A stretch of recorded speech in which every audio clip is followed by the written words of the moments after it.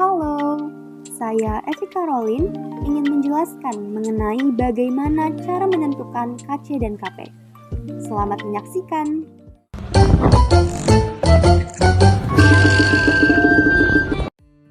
Rumus tetapan kesetimbangan digunakan pada reaksi kimia yang berlangsung dua arah.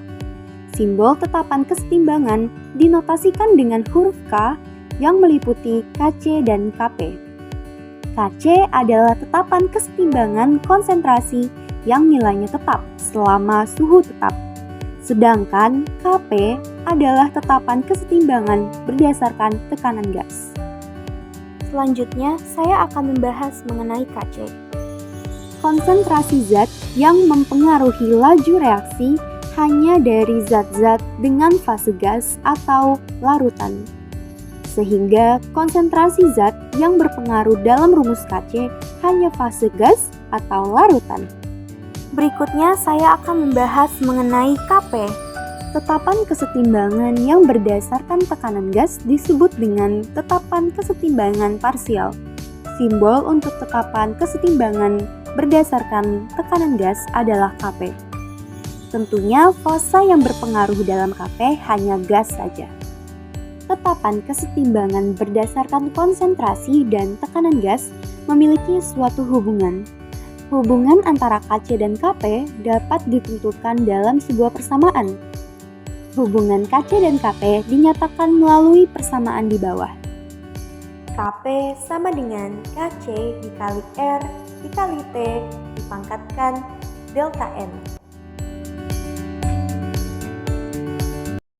Soal nomor 1. Tentukan KC dari reaksi berikut. CaCO3 menghasilkan CaO plus CO2.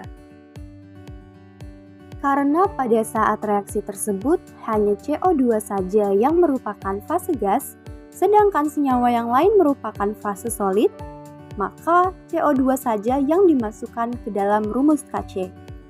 Sehingga KC sama dengan konsentrasi CO2. Soal nomor 2.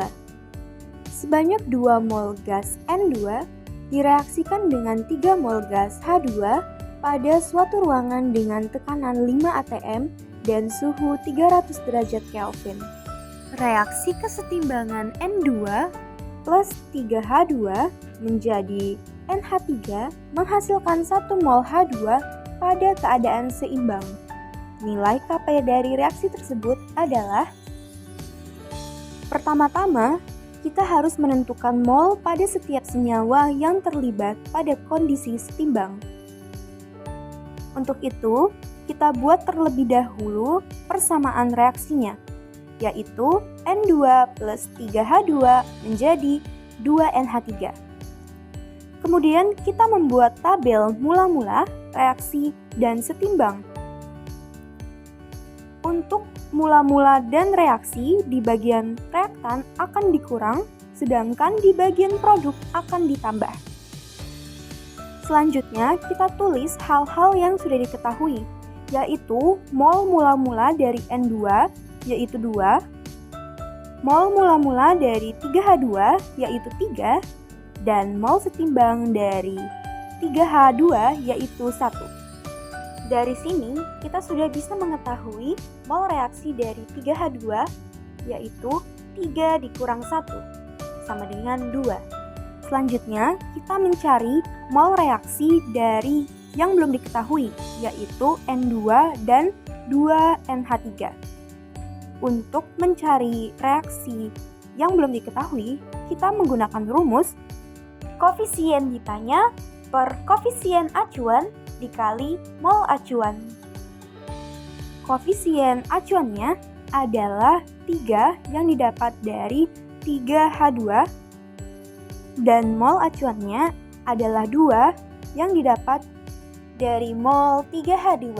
Sehingga pada N2 didapat reaksi sama dengan 1/3 dikali 2 sama dengan 2/3. Dan reaksi 2NH3 didapat 2/3 dikali 3 sama dengan 4/3. Lalu kita operasikan antara mula-mula dan reaksi. Untuk reaktan dikurang dan untuk produk ditambah. Sehingga didapat mol setimbang dari N2 adalah 4/3, mol setimbang dari 3H2 adalah 1, dan mol setimbang dari 2NH3 adalah 4/3. Lalu, kita jumlahkan semua mol setimbang yang ada pada reaksi ini, yaitu 4/3 ditambah 1 ditambah 4/3 sama dengan 11/3. Selanjutnya, kita akan menghitung tekanan parsial pada masing-masing gas. Untuk menghitung tekanan yang ditanya, kita akan menggunakan rumus mol ditanya per mol total dikali P total.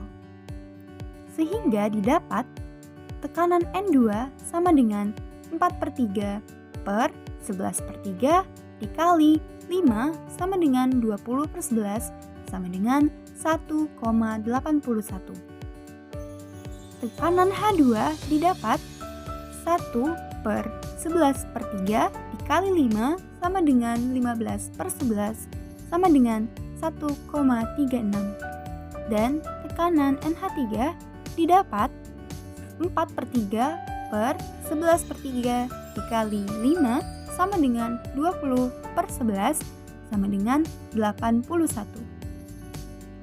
Karena kita sudah mendapatkan nilai dari tekanan masing-masing senyawa, maka kita bisa memasukkan nilai tersebut ke dalam rumus Kp.